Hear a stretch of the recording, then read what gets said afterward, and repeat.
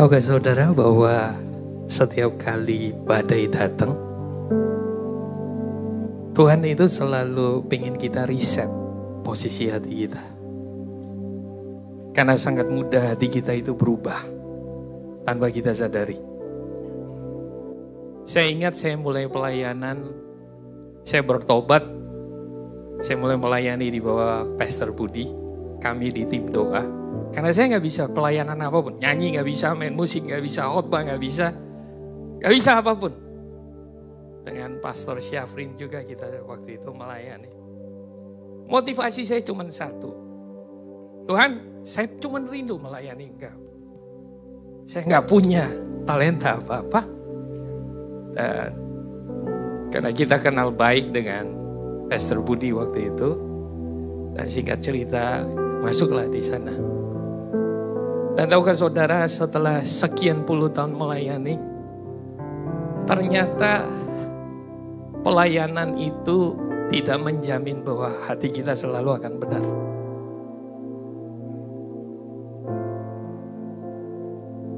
Yang kita sering bilang bahwa kita ada dalam pelayanan. No. Kadang-kadang pelayanan itu jadi perangkap buat kita. Dan kenapa saya mulai dengan hal ini? Karena begini.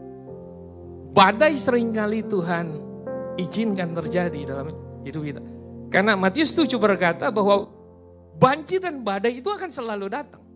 Saudara gak perlu nunggu dia pasti datang. Dan tahukah saudara, tujuan badai itu sederhana. Untuk kita di-reset kembali ke titik nol kita. Saya dulu gak ngerti kenapa setiap kali saya naik di mimbar saya grogi. Saya tanya beberapa teman. Dan selalu ada beberapa yang bilang sama. Dari situ saya sadar. Bahwa sehebat apapun kita perlu tetap nol di hadapan dia. Semua pencapaian kita, semua yang kita lakukan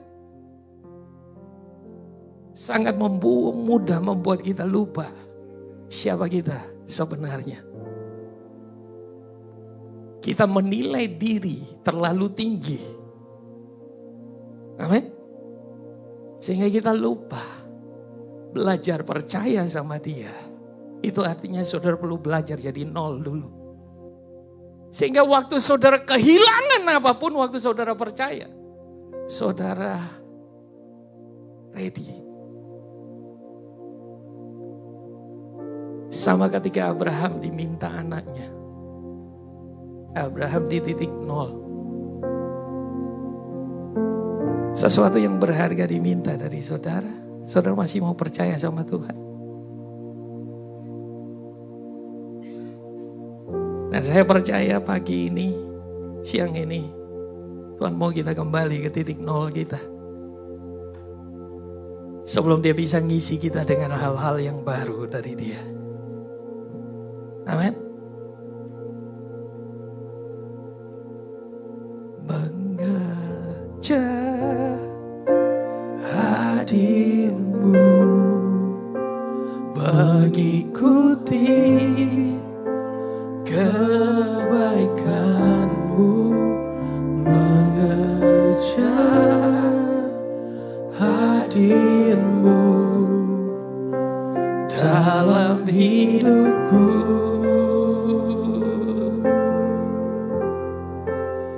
membawa sembahku,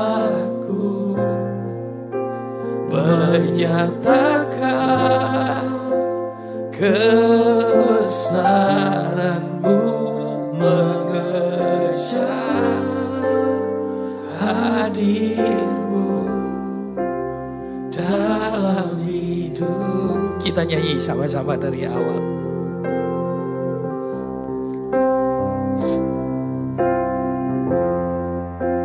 Dekat padamu, itu rinduku.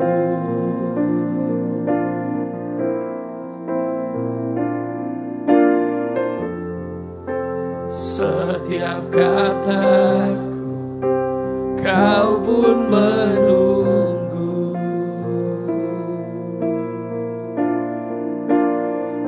Tak kusangka temukan satu kasih yang abadi. Kini ku datang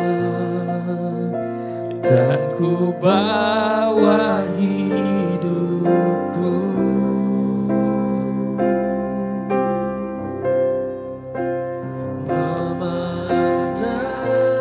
Ini kerinduan kami, Bapa. Setiap kali kami pandang wajah-Mu, kami menemukan kekuatan, kami menemukan dasar untuk kami berharap. Hadir-Mu dalam hidupku.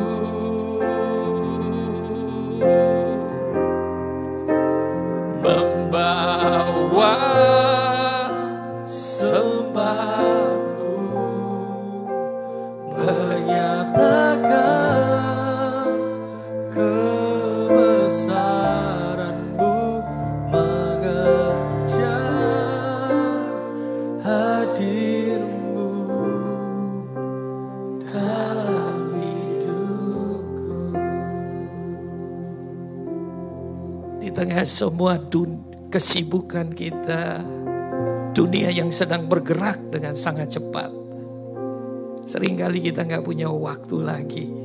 Hanya datang, kita mau kasih waktu kita. Waktu kita yang menurut kita sangat berharga.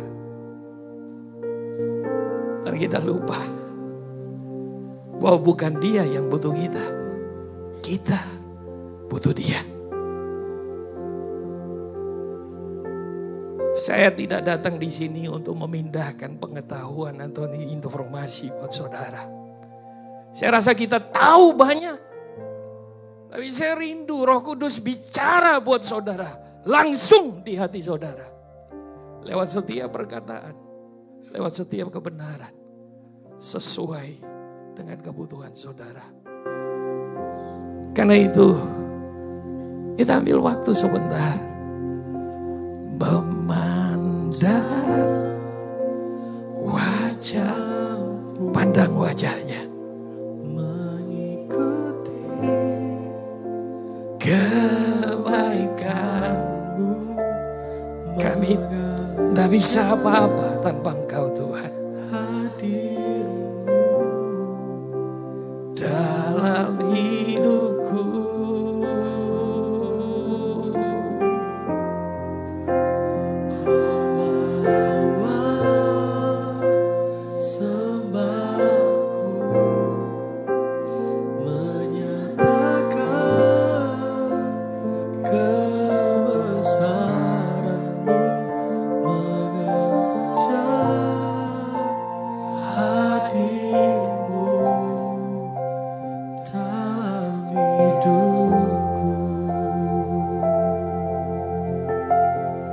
Ambil waktu saudara mulai ngomong dengan Dia.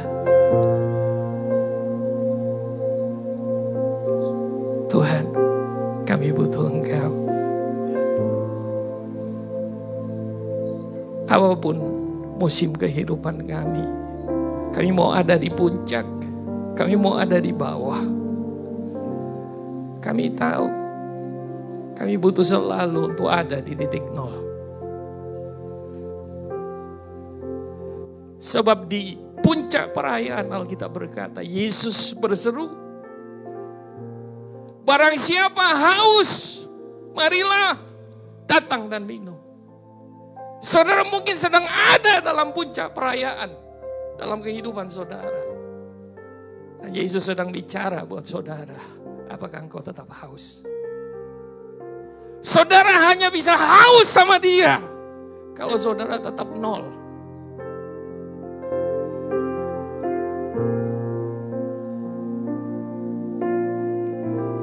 Kadang-kadang hati kita penuh dengan kekhawatiran dan ketakutan. Kita gak mengerti. Kita terlalu penuh dengan masalah. Ini waktunya kita datang dan berkata, Tuhan, aku mau belajar serahkan supaya aku nol kembali.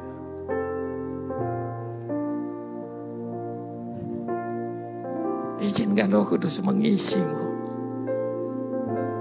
Serahkan kekhawatiranmu. Sebab Dia yang sanggup menyelamatkan engkau.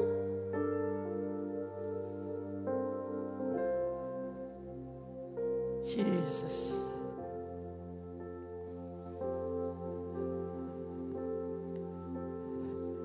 Peace is not the absence of fear or problem, but is the presence of Jesus. Peace is not the absence of fear or problem, but it's a presence of someone who loves you with eternal love, everlasting love.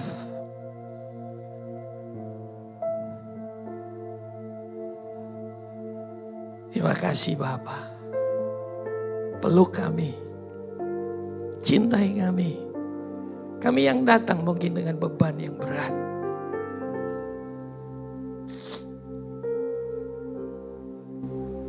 Peluk kami Tuhan dengan cinta-Mu.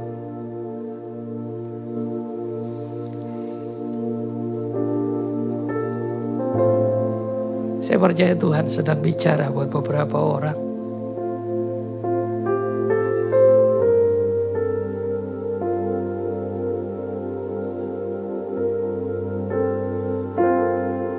Thank you Roh Kudus. Memandang wajah-Mu bagiku kebaikan-Mu, mengejar hadir-Mu dalam hidupku.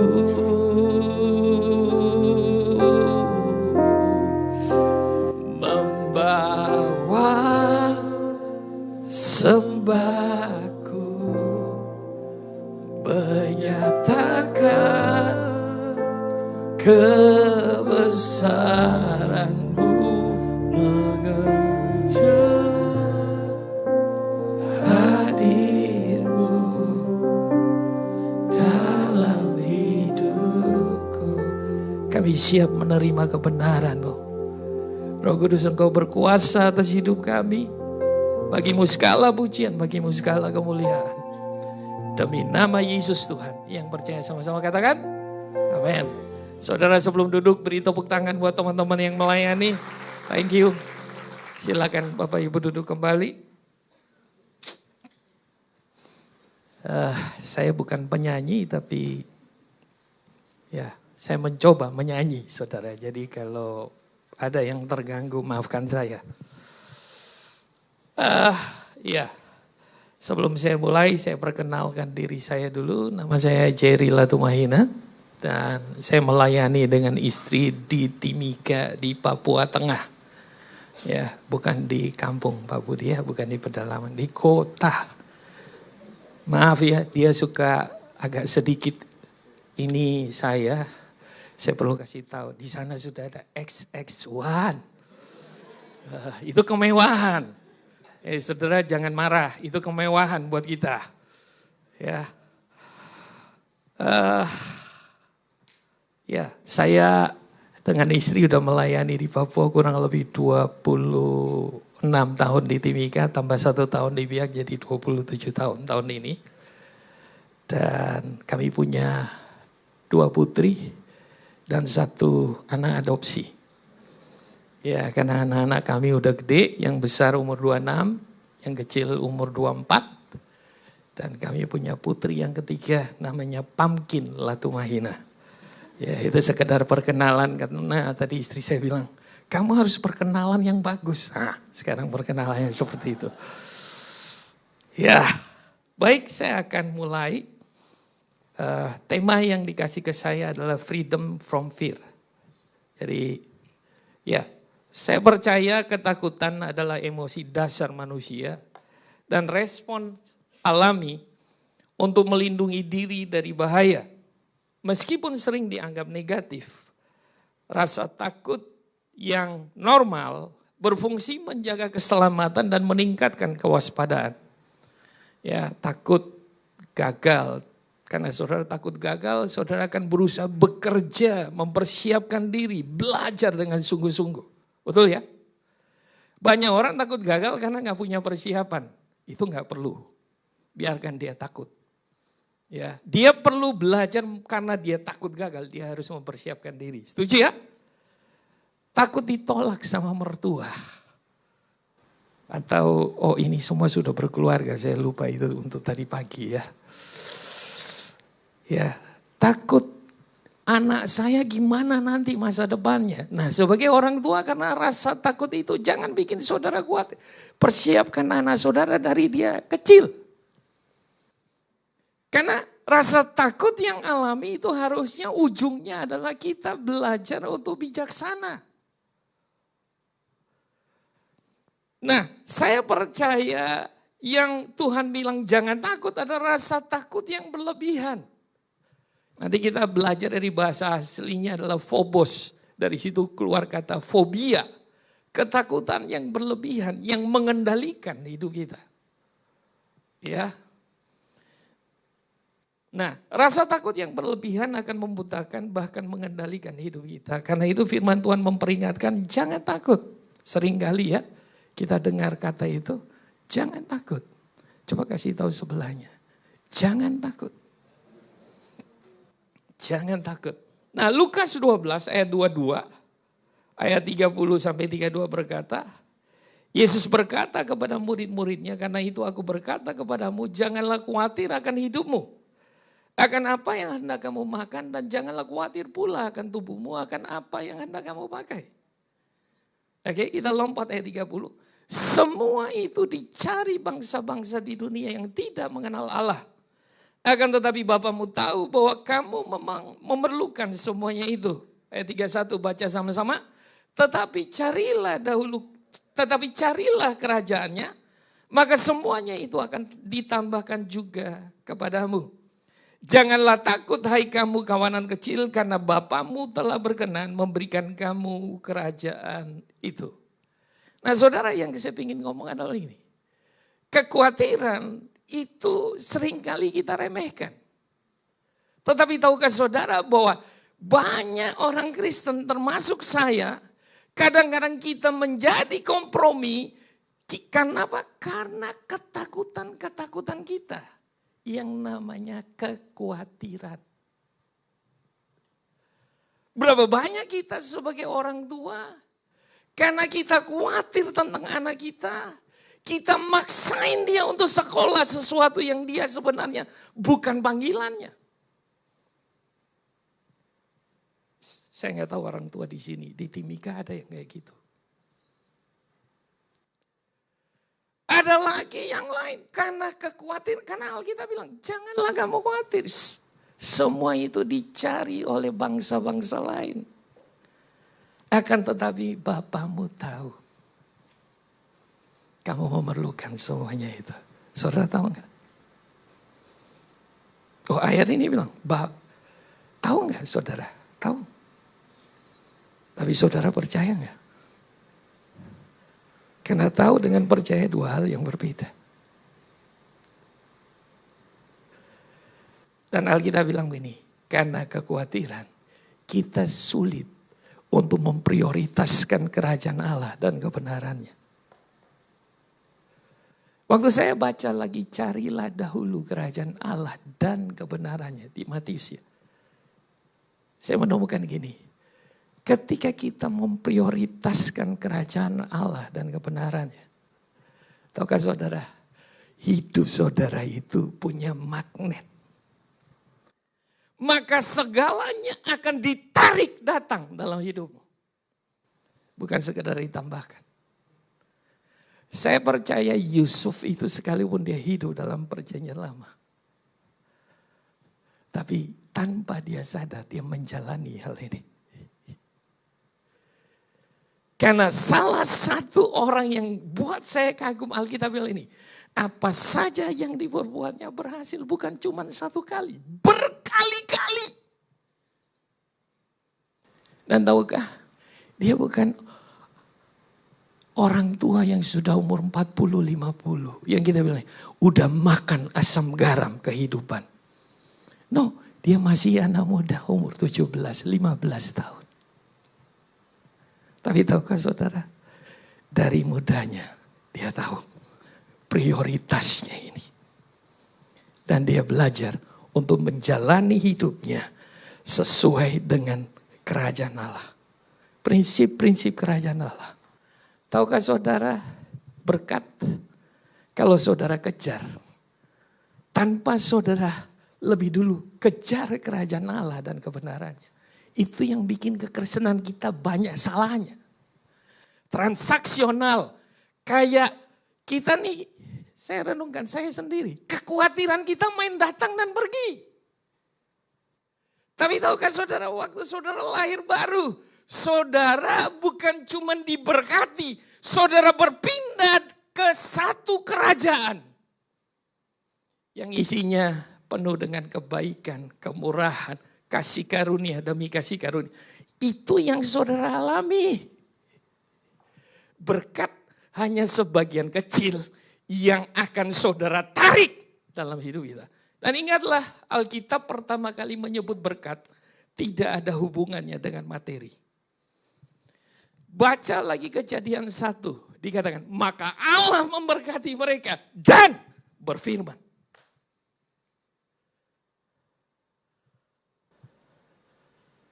Gereja miss, bayangan kita berkat money. Makanya kita miss. Kita kejar sesuatu yang bukan prioritas. Kenapa?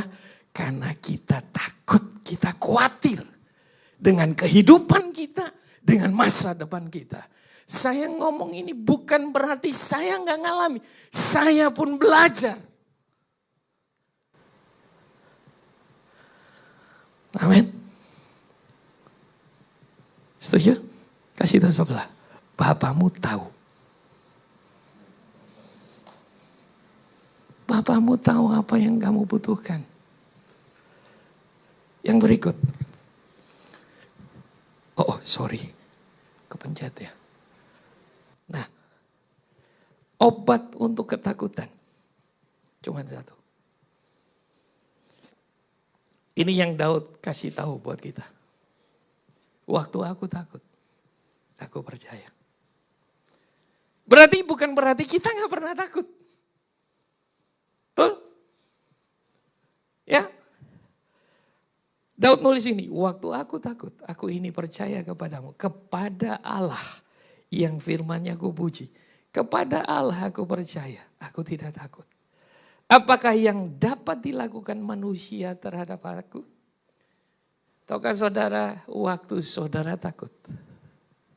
Jangan bilang gini, jangan takut, jangan takut, jangan takut. Ada yang bilang lagi, abaikan rasa takut. No. Daud, Alkitab kasih tahu caranya. Waktu kamu takut, kamu percaya.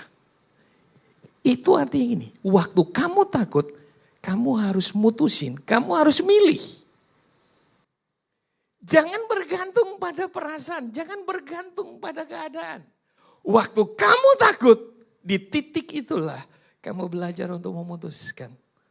Aku percaya. Nah, percaya pada siapa atau pada apa? Percaya pada kemampuan kita, pengalaman rohani kita. Percaya pada teman kita, pada uang kita. No, Alkitab bilang jelas. Percaya kepada Tuhan. Di momen yang paling berat, disitulah sebenarnya kepercayaan kita itu terbangun.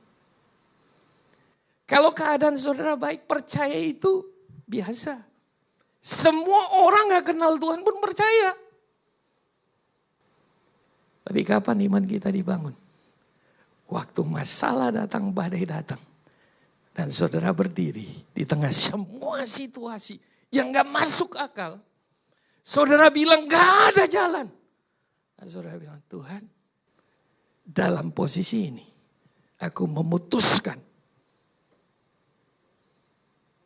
untuk aku percaya sama kamu.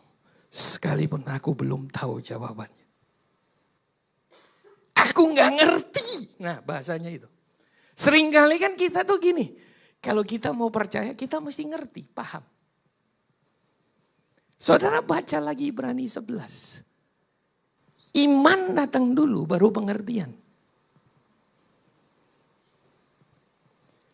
Ibrani 11. Karena iman, kita mengerti. Bahwa bumi ini ada, Tuhan ciptakan dari yang tidak kelihatan. Yang tidak ada, jadi ada.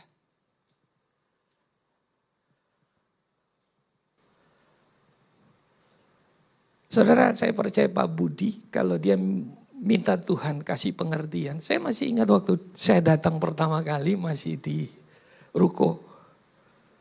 Saudara masih ngalami lesehan? Siapa di sini ngalami lesehan? Ibadah datang lesehan. Oh banyak itu. Saya kaget. Ibadah kok lesehan? Tapi saya percaya dia dapat visi dari Tuhan. Dia gak ngerti mau jadi apa. Cuma dia percaya. Dia hanya dapat satu visi. Dan dasar dari sebuah benih yang kecil. Dia melangkah dengan iman dalam ketaatan. Hari ini saudara punya gedung bagus. Saudara punya impact yang banyak dalam komunitas. Why? Karena satu hal. Dia memutuskan untuk percaya sekalipun dia gak ngerti. So masih ingat pertama kali kita ikut Tuhan. Yang saya bilang di titik nol. Saudara nol. Mungkin ada di sini bukan nol, minus. Rumah tangganya minus, keuangannya minus. Semuanya minus. Saudara nol. Minus. Terus saudara datang sama Tuhan cuma bilang, percaya gak kamu? Tuhan aku percaya. Pertanyaan kalau dia datang sama saudara sekarang. Dia minta saudara untuk percaya sama dia. Tanpa saudara dikasih tahu apapun. Masih bisa? Atau kita reasoning sama Tuhan. Tuhan gimana kalau nanti begini? Tuhan gimana kalau nanti begini?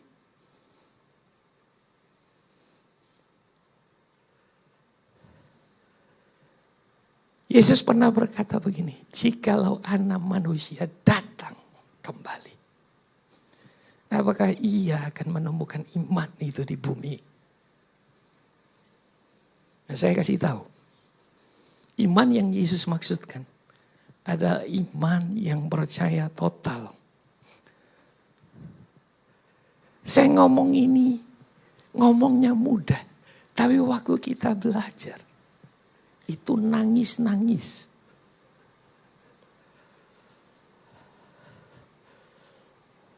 Why? Kenapa kita perlu ada di titik nol? Ya waktu Tuhan ngomong sesuatu, lebih mudah untuk kita belajar percaya dan taat. Sekalipun kita belum bisa melihat apapun. Saudara, ada pengusaha yang kayak Abraham, Tuhan bilang, keluar dari kota Surabaya, pergi ke Timika yang pedalaman. Ke Manokwari yang pedalaman. Kita sama-sama di pedalaman, bro. Tapi kan Abraham gak survei, kirim dulu, survei. Buka Google Maps, cek. Saudara mulai survei sekarang. Zaman dulu gak ada. Dia gak tahu anaknya mau sekolah di mana. Dia gak tahu di sana ada gak pasar, gak tahu. Zaman sekarang kita disuruh Tuhan untuk percaya itu, kita alasannya banyak.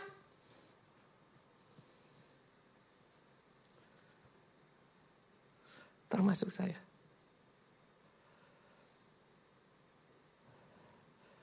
Waktu aku takut, aku ini percaya kepadamu. Kepada Allah yang firman-Nya aku puji. Tahukah saudara, tadi pagi saya bilang. Kalau saudara nggak percaya sama seseorang, omongannya pun nggak akan saudara percaya. Jadi problem waktu kita nggak percaya sama firman Tuhan, kita nggak mau taat. Sederhana, karena kita nggak percaya sama yang ngomong.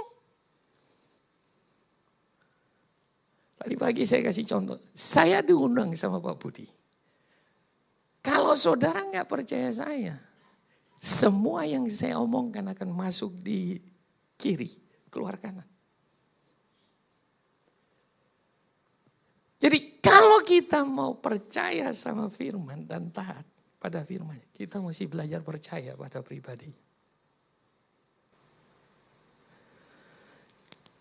Kepada Allah aku percaya.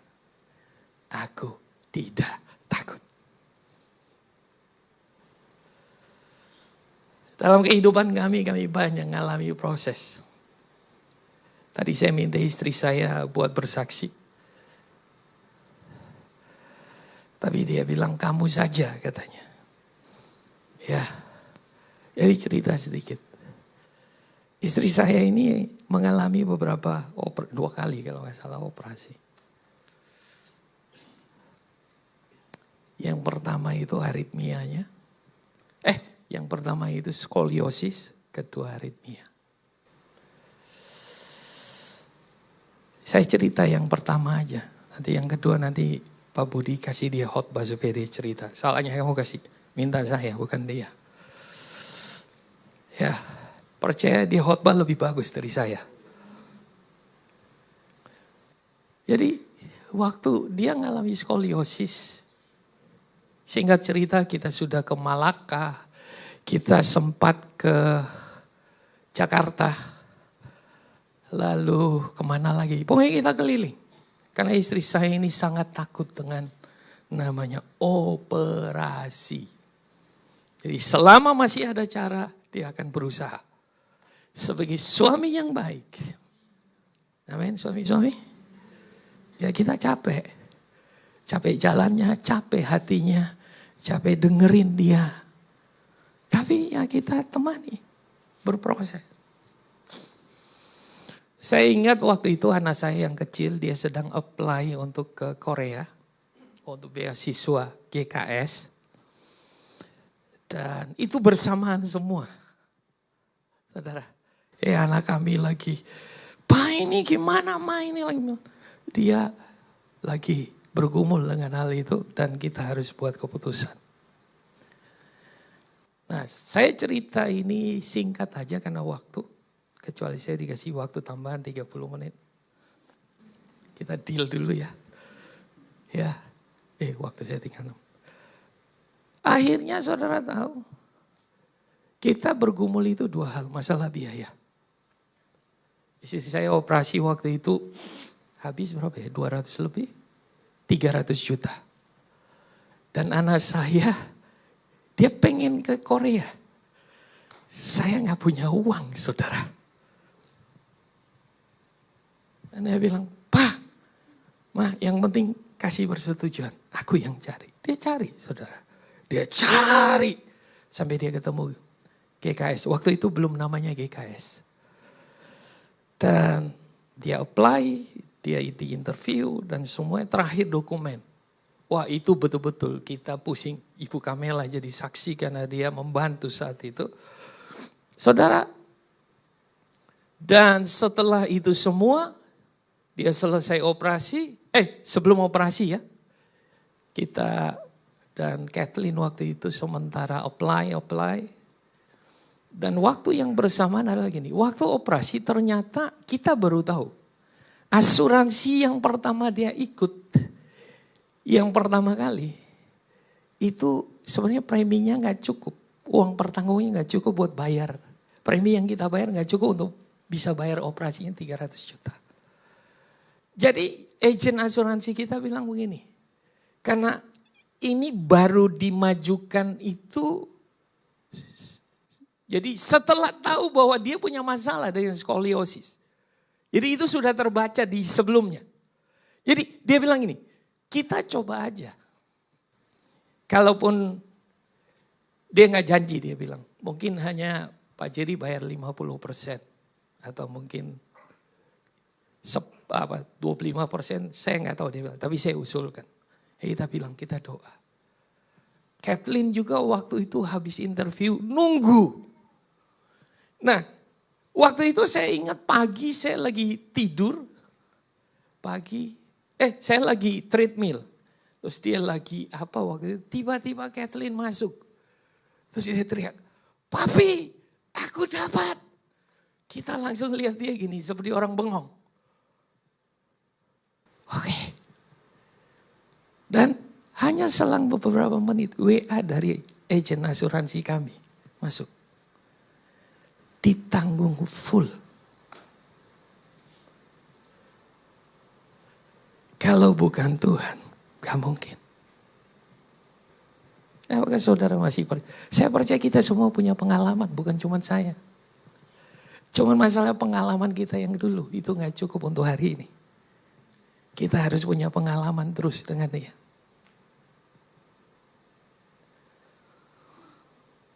Dan untuk mengalaminya, mau gak saudara belajar percaya kembali? Jadi saudara ada di titik nol. Saudara kalau ke pom bensin biasanya ditanya apa? Dari nol ya. Nah saudara coba kasih itu sebelah. Dari nol ya.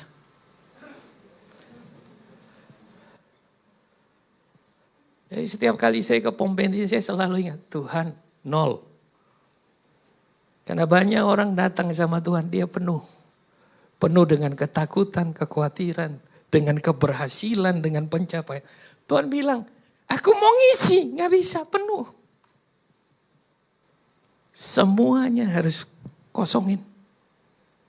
Sebelum dia isi yang baru. Waktu saya yang berikut, mungkin saya berhenti di sini. Melihat kebaikan Tuhan. Ya. Mazmur 27 ayat 13. Sesungguhnya aku percaya akan melihat kebaikan Tuhan di negeri orang-orang yang hidup. Sesungguhnya aku percaya akan melihat. Untuk saudara lihat, dimulainya dari mana? Percaya. Nah, saya selalu pakai kalimat ini yang sering kali itu. What you see is what you get. Nah yang sulit adalah ketika kita takut. Apa yang kita lihat? Saudara masih ingat murid-murid Tuhan suruh nyebrang? Lalu Yesus naik ke atas bukit untuk berdoa. Dan Alkitab mencatat bahwa mereka dihantam badai. Lalu Yesus jalan, datang mendekat. Apa yang mereka lihat? Mereka lihat Yesus? Enggak, mereka lihat hantu. Betul gak? Waktu Yesus datang, mereka teriak, hantu. Ketakutan membuat kita melihat banyak hal yang salah. Sampai Tuhan pun dipikir hantu.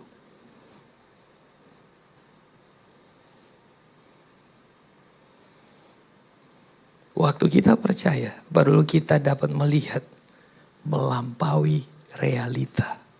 Ingat, iman tidak mengabaikan realita. Tidak mengabaikan masalah. Iman menolong kita untuk bisa melihat melampaui itu semua. Bahkan di saat kamu gak bisa lihat, kamu lihat dia yang setia. Yang dulu sekarang sampai selama-lamanya gak berubah.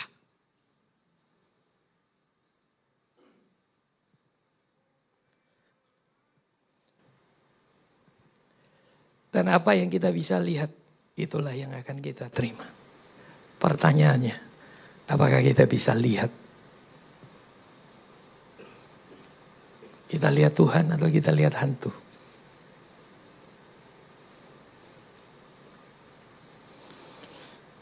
Ya.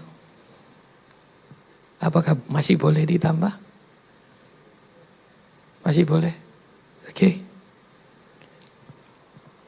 saya pingin, ini tadi pagi nggak ada. Saya hanya pingin share beberapa hal ini.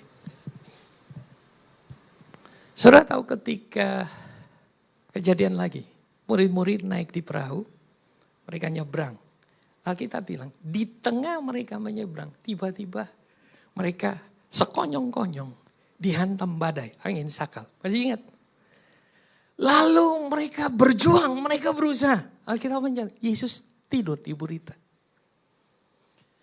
Yang saya belajar satu hal adalah, Yesus ada di sana. Mereka lupa. Ini yang saya ingin bilang. Seringkali ketakutan itu datang. Karena kesadaran kita akan masalah, problem, badai jauh lebih besar dari kesadaran kita akan Dia yang berjalan bersama kita.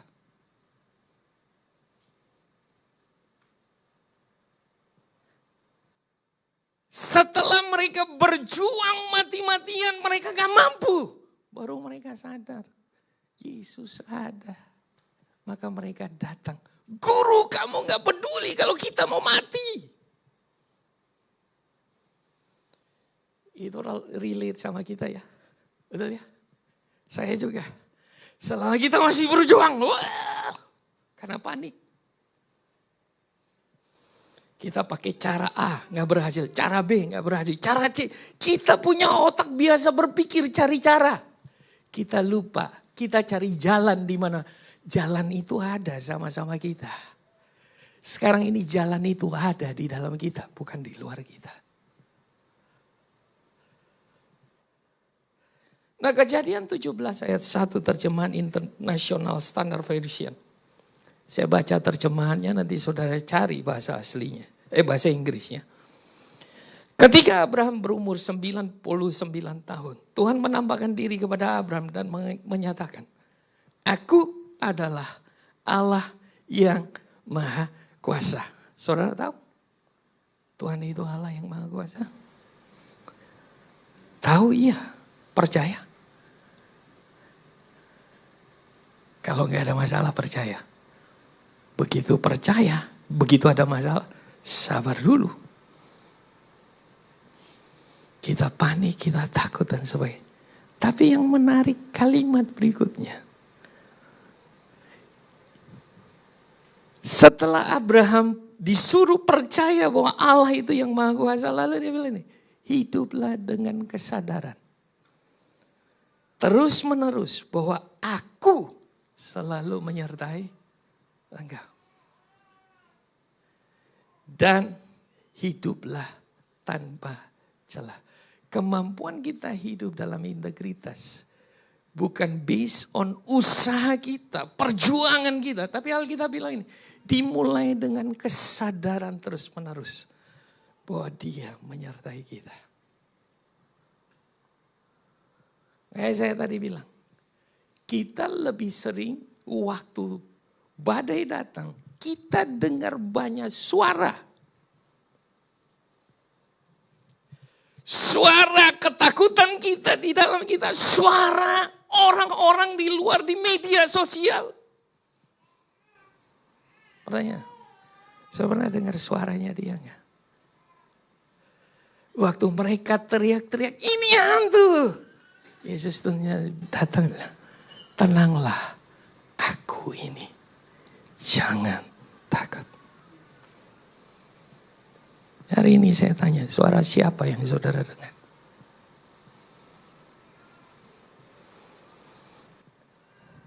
Ingat, peace is not the absence of fear, but is the presence of Jesus. Damai bukan karena enggak ada ketakutan. Tapi karena kehadiran Yesus di tengah badai.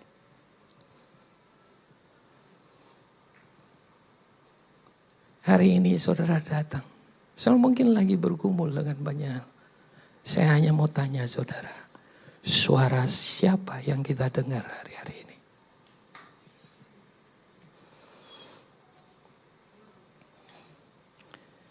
Kenapa? Karena itu menandakan kita lebih aware sama masalah. Kalau kita aware sama Tuhan.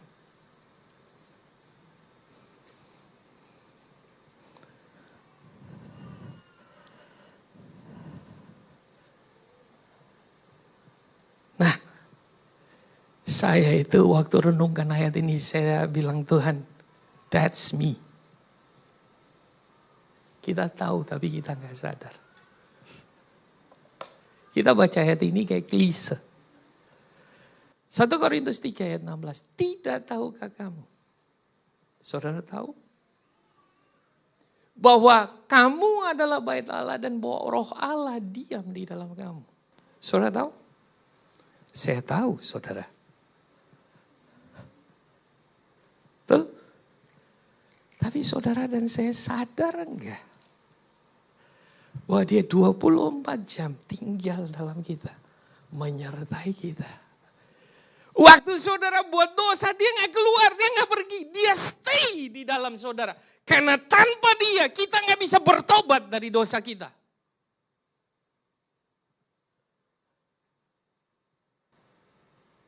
Kita suka bayangin, kalau saya hidup taat, Roh Kudus tinggal dalam saya. Kalau saya gak taat, Roh Kudus pergi. Hey, saudara baca lagi Yohanes 14 ayat 16. Dia diutus untuk menyertai kita, tinggal dalam kita selama-lamanya.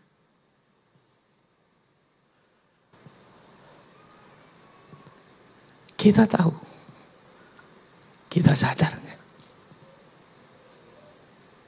Waktu saudara takut, ingat, yang menyertai kamu jauh lebih besar, jauh lebih berkuasa. Dia Allah yang maha kuasa, tinggal dalam saudara.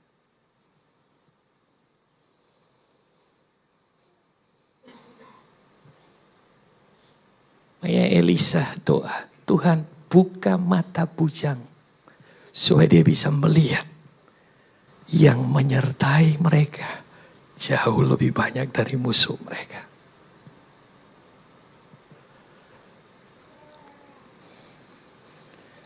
Amin.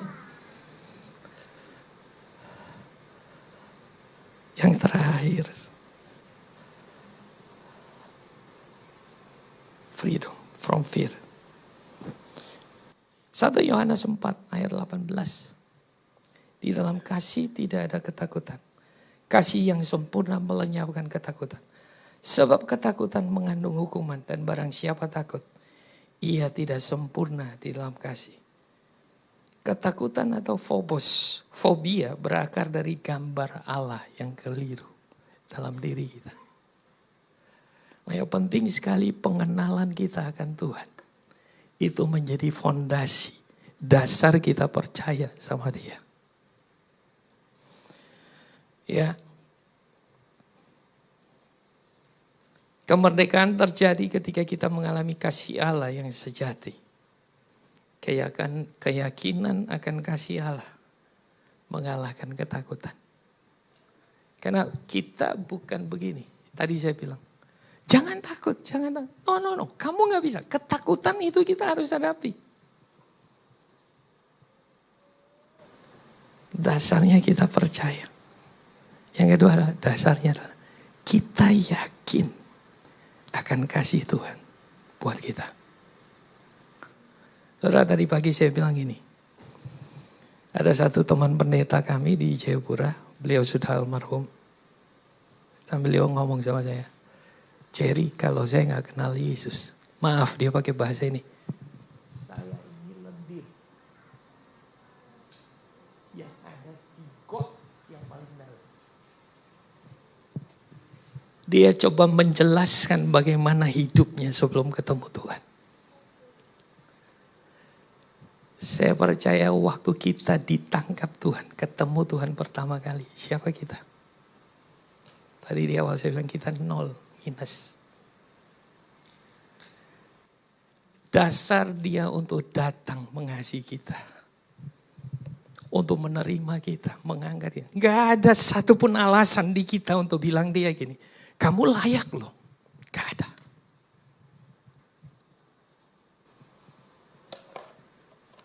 Dasarnya cuma satu. Karena dia memutuskan, karena dia mengasihi kita. Dia kirim anaknya naik di atas kayu salib.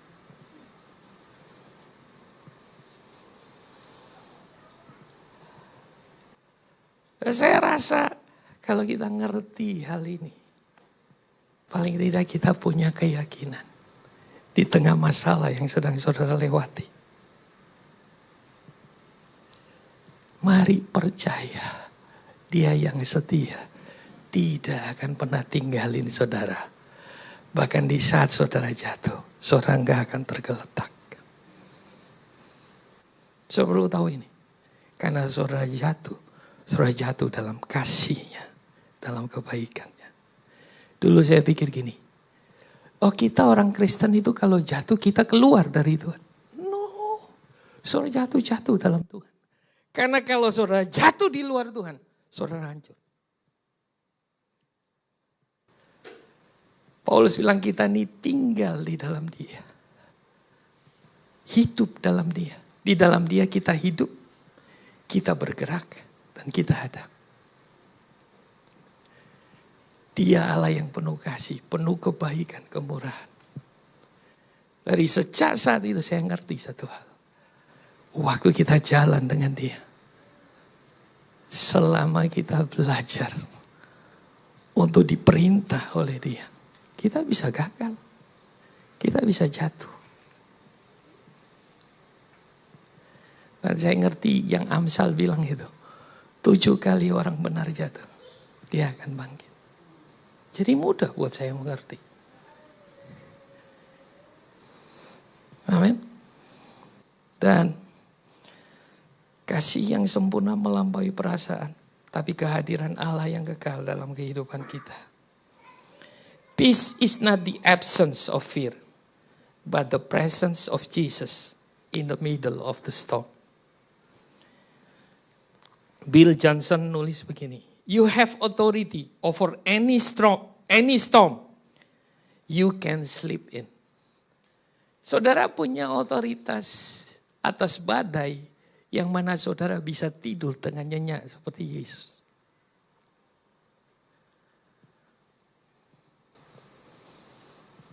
Waktu saudara belajar percaya, saudara bisa tidur nyenyak. Amin. Tapi saudara hari ini susah tidur. Dengan situasi hari-hari ini. Tuhan Yesus memberkati saudara. Ini yang saya bisa share buat saudara. Mari kita tundukkan kepala. Saya undang teman-teman bisa bantu. Kita nyanyi yang lagu tadi pagi. Ya.